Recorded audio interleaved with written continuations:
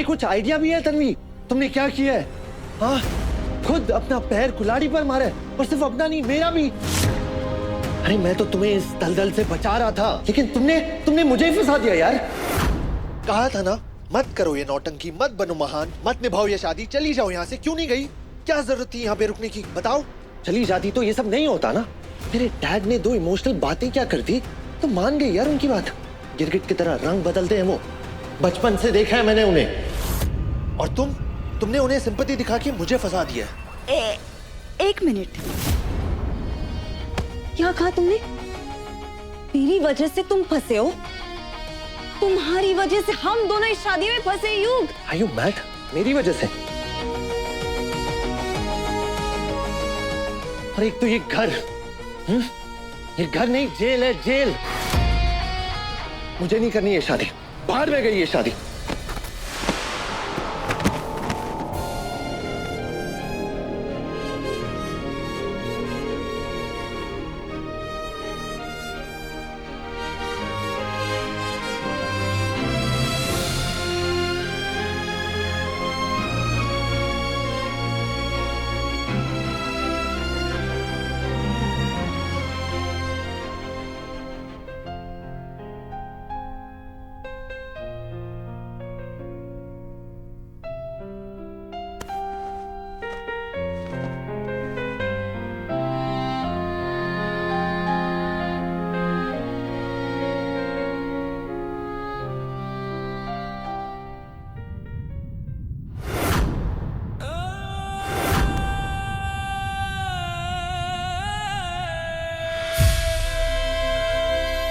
नहीं नहीं नहीं वैष्णवी, हम तुम्हें इस तरह रोते हुए नहीं देख सकते। ये सही है कि हमारा रिश्ता देवरानी जेठानी का है, लेकिन हमने हमेशा तुम्हें अपनी छोटी बहन ही माना है, इसलिए हम इस तरह तुम्हारी आंखों में आंसू नहीं देख सकते। अक्का साहेब, ना ना ना ना, बस बस बस। हम तो कल्पना भी नहीं कर सकते कि अपने बच्चे के जीवन को इस तरह बर्बाद होते देखकर तुम्हारे दिल पर क्या बीत रही होगी।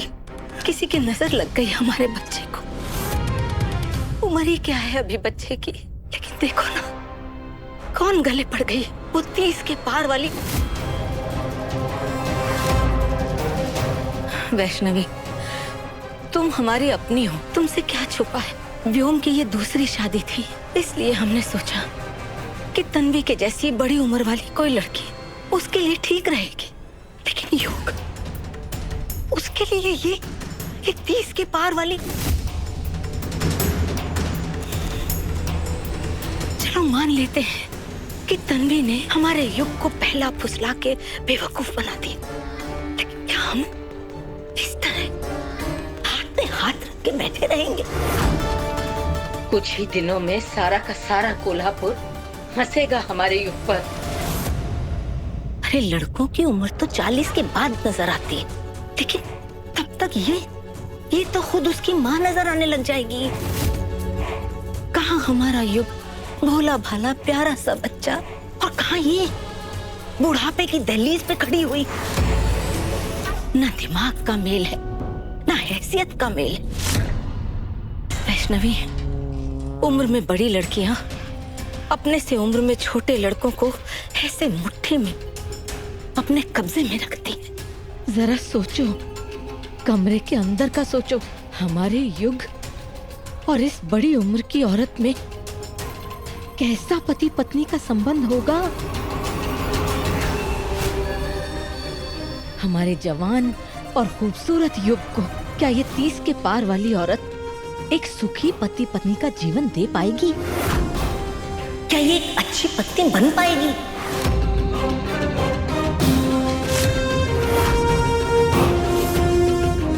बेचारे युग के और हम सब के सपनों पर ग्रहण लगा दिया इस तन्वी ने।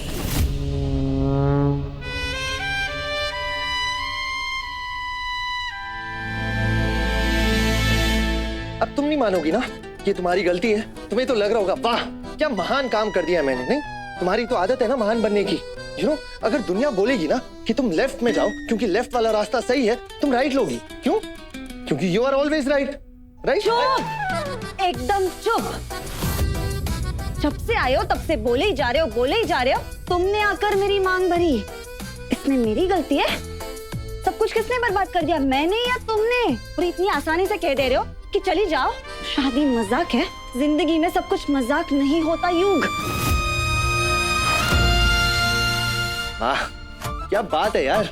एक तो मैं तुम्हारी मदद कर रहा हूँ, तुम्हारा भला चाह रहा हूँ, और तुम हो कि मुझे ही लेक्चर दे रही हो। वाह क्या बात है, वेरी नाइस। मदद, भला, इन शब्दों का मतलब जानते भी हो तुम? बिल्कुल। युग, आज तक तुमने जो कुछ भी किया है ना, उसकी वजह से सिर्फ और सिर्फ नुकसान हुआ है मेरा। यहाँ मैं रुकी हूँ क्योंकि तुम्हारे बाबा की तबीयत ठीक नहीं थी। उनको दिए हुए वादे के लिए रुकी हूँ, इंसानियत के लिए रुकी हूँ। You know, वो आदमी हमारे इमोशनल स्टेट डिजर्व ही नहीं करता है। जो कुछ भी है, मैं एक पिता को छोड़ के कैसे चली जाऊं? और सिर्फ तुम नहीं, सारी दुनिया हमेशा माँ के आंसू देख के पिघल जाती है, लेकिन बाप के दर्द को कोई नहीं समझता। अपने आई के जाने के बाद मैंने अपने बाबा को टूटते हुए देखा है, इसलिए मैं नहीं चाहती तुम्हारे बाबा के साथ भी वही हो। तुम्हारे हर सवाल का जवाब है मेरे पास, लेकिन मेरी मांग में सिंदूर भर के तुमने जो बेवकूफी की है, उसकी कोई वजह है तुम्हारे पास? ओह, मैंने ये सब जो कुछ भी किया है ना, तुम्हें प्रोटेक्ट करने के लिए किया है। हाँ, और उस गलत शादी में जाने से रोकने के लिए किया है, समझी? मुझे गलत शादी में जाने से रोकने के लिए किया? प्रोटेक्ट करने के लिए किया? और ये तरीका है तुम्हारा प्रोटेक्ट करने का? मेरी मांग में सिंदूर भर के?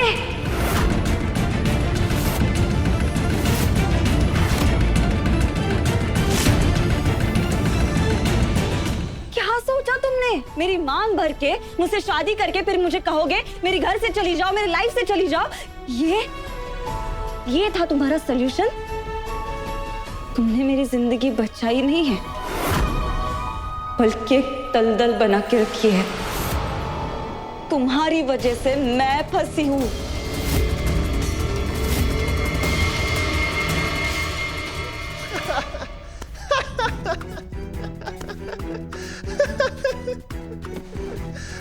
युग, तुम हंस क्यों रहे हो? तुम फंसी हो। युग प्लीज हंसना बंद करो। मैंने कहा हंसना बंद करो युग।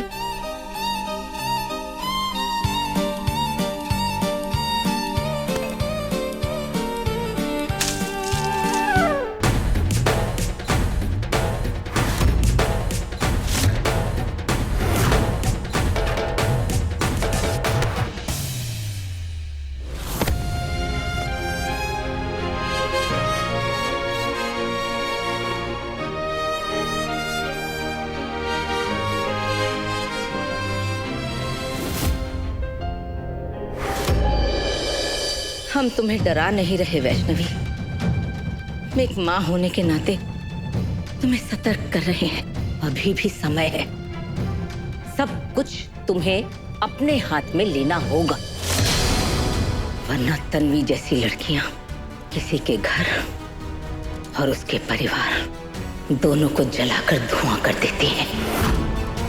भाऊजी भी उस लड़की को अपने सर पे चढ़ाने में कोई कसर नहीं छोड़ रहे। ऐसे में तुम्हारा बरसों से बसाया हुआ ये संसार उजड़ जाएगा वैष्णवी। अब रोने से कुछ नहीं होगा। परिवार पे आ जाए तो एक औरत को जो करना पड़े वो करना चाहिए अपने परिवार के लिए। तन्वी की डोर तुम्हें अपने हाथों में लेनी होगी, वरना सब बर्बाद हो जाएगा। घर, परिवार, रिश्ते और सबसे बढ़कर युग।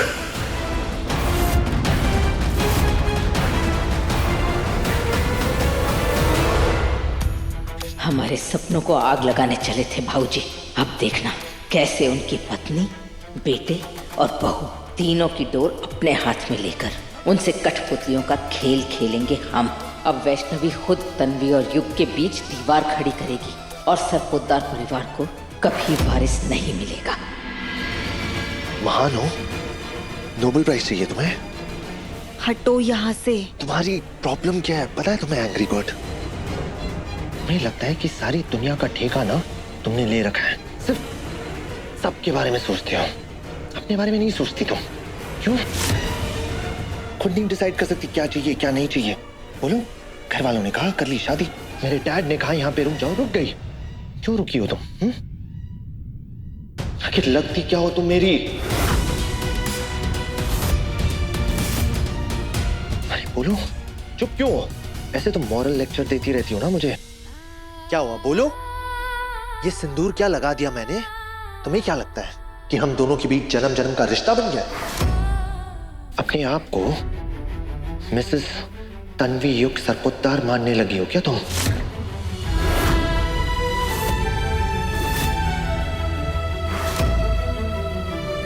नहीं है ना जवाब?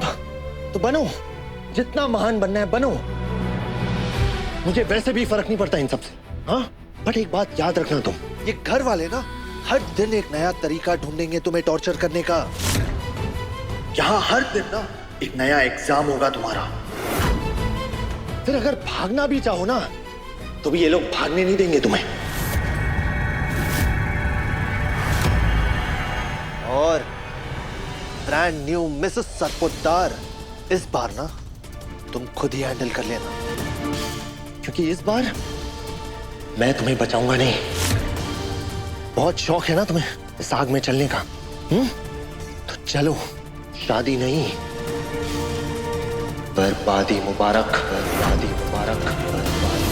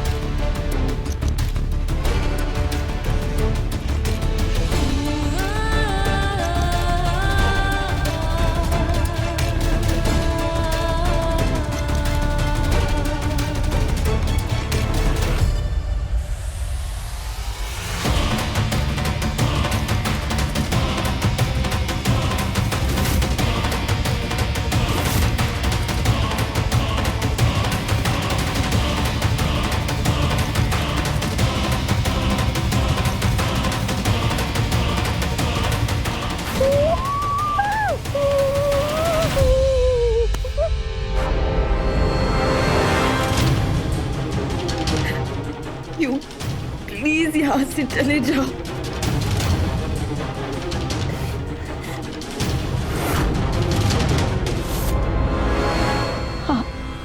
आई अब माफ कीजिए। शादी की पहली रात तुमने मेरे बेटे को इतनी बातें सुनाई कि वो परेशान होके गुस्से से अपने ही कमरे से बाहर चला गया। अभी आगे मेरे युग के साथ ये सब होने वाला है। तन्वी, कान खोल के सुन लेना, तुमने जो सपने पालने शुरू किए हैं ना, वो अपने मन से निकाल दो।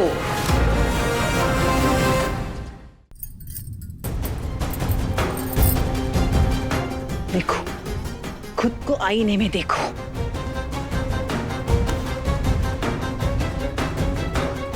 अब देखो, क्या दिखाई दे रहा है?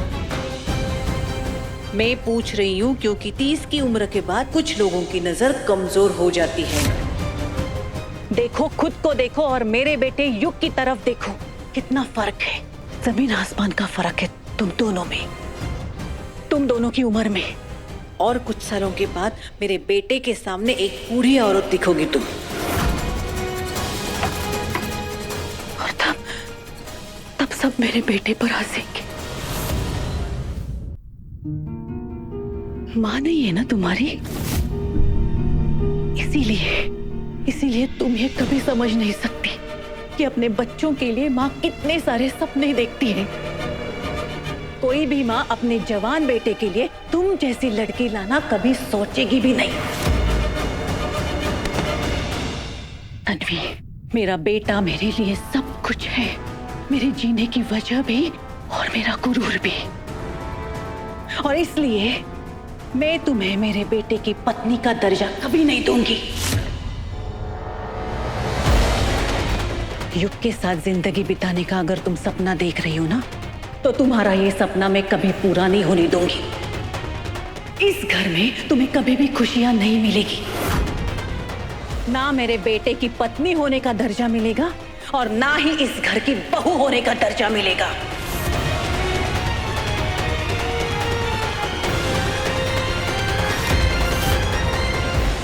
और कुछ सालों के बाद मेरे बेटे के सामने एक बूढ़ी औरत दिखोगी तुम। माँ नहीं है ना तुम्हारी, इसीलिए तुम ये कभी समझ नहीं सकती कि अपने बच्चों के लिए माँ कितने सारे सपने देखती है। कोई भी माँ अपने जवान बेटे के लिए तुम जैसी लड़की लाना कभी सोचेगी भी नहीं। मेरा बेटा मेरे लिए सब कुछ है, मेरे जीने की वजह भी और मेरा गुरूर भी। और इसलिए मैं तुम्हें मेरे बेटे की पत्नी का दर्जा कभी नहीं दूंगी। इस घर में तुम्हें कभी भी खुशियां नहीं मिलेगी।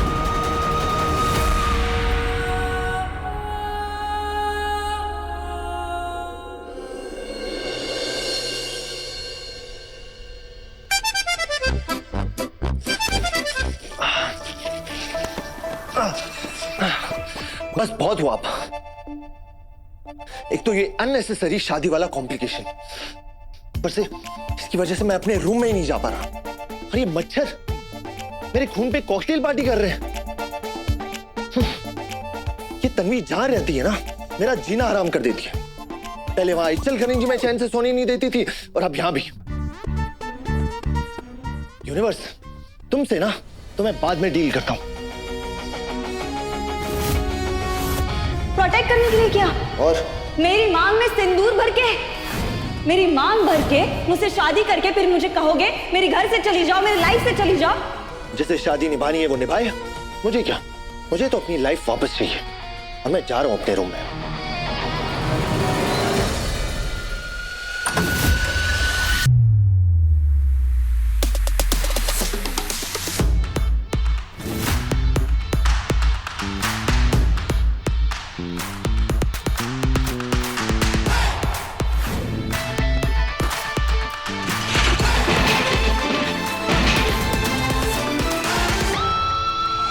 ये कहाँ ऑफिस में जॉब वॉब करती थी? इसे तो किसी 5 स्टार होटल में हाउसकीपिंग सुपरवाइजर होना चाहिए था। एक मिनट, साफ सफाई करके मुझे गिल्टी फील कराने का आइडिया ये सही है। एक तो गर्मी,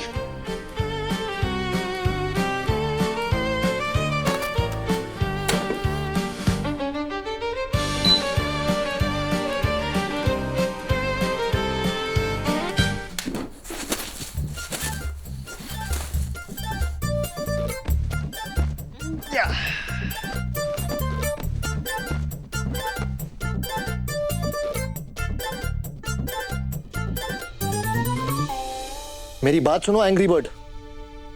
ये रूम में साफ सफाई ना, ये मुझे अच्छी नहीं लगती। इससे मुझे एंग्शियस फील होता है। मुझे मेरा रूम जीता जागता ही पसंद है। वहां इचलकरंजी में ना तुम बॉस थी, इसलिए तुम्हारे तौर तरीके चलते थे। बट यहां पे आई एम द बॉस, तो यहां पे मेरे तौर तरीके चलेंगे। और अगर तुम्हें ये शादी वादी निभानी है ना, तो इन सब के बीच में रह के निभाओ, समझी? लेकिन मुझसे कोई एक्सपेक्टेशंस मत रखना, क्योंकि ये जबरदस्ती वाले रिश्ते में ना मैं बिल्कुल भी बिलीव नहीं करता हूं। मेरा स्टाइल ही नहीं है।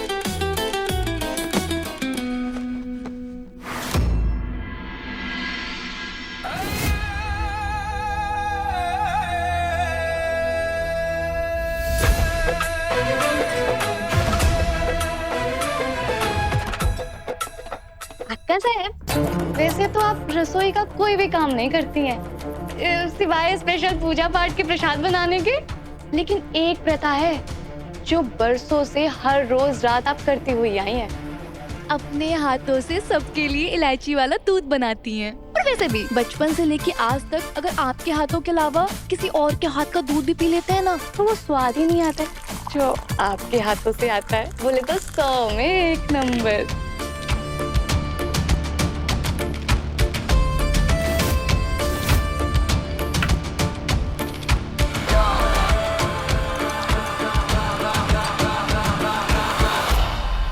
आदतें हम वही पालते हैं जिनसे कोई फायदा हो।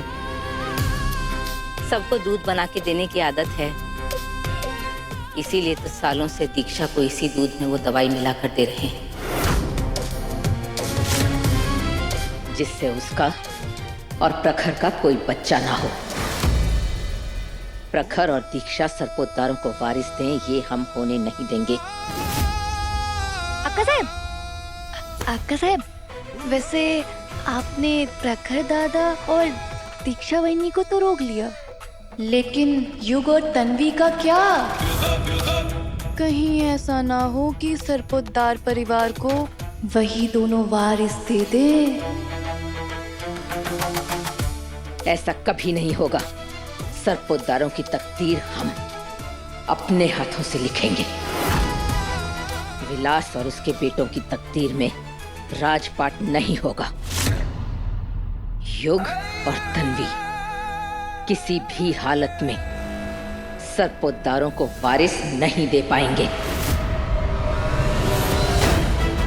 विषय संपला।